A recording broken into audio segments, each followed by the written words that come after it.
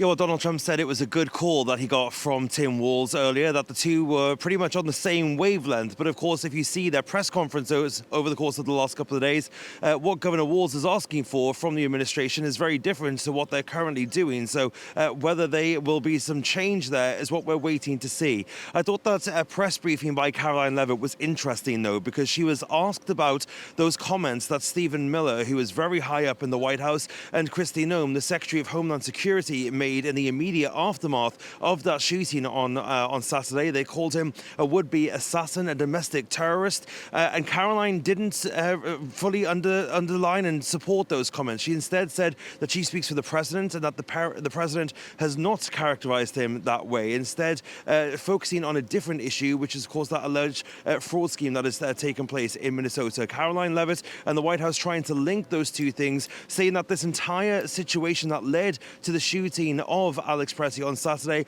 was because local state officials don't get along in terms of cooperation with federal law enforcement and federal immigration officers. And it was because of that lack of acquiescence that this entire situation has come to fruition. So Donald Trump there kind of trying to move along that line and move away from the uproar that we've seen over the shooting that took place on Saturday. But of course, this is now getting bigger and larger, with increasing numbers of lawmakers calling for more to be done in this investigation. Currently, it's being investigated by the Department of Homeland Security in conjunction with the FBI. That is not a normal stance. That normally it is the FBI which would lead this investigation, but there is also an internal investigation, we are told, going on with the Customs and Border Patrol, and there's also body cam footage that we learned is also under review at the moment. Yeah, and Fraser, also several senators from the Republican Party joining those calls for a thorough investigation. Just tell us, how much pressure is Donald Trump coming under here?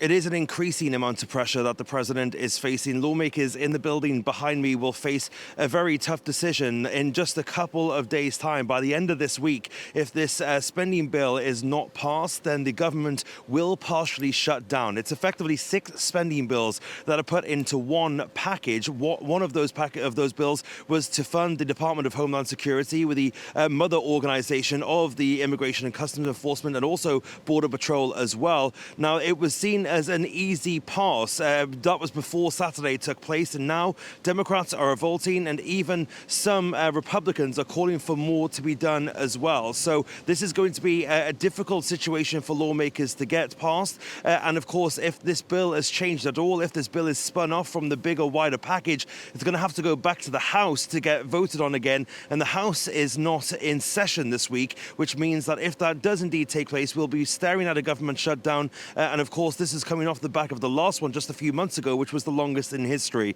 So Donald Trump here under increasing pressure, the government under increasing pressure. And once again, we're in a state of waiting to see who will blink first.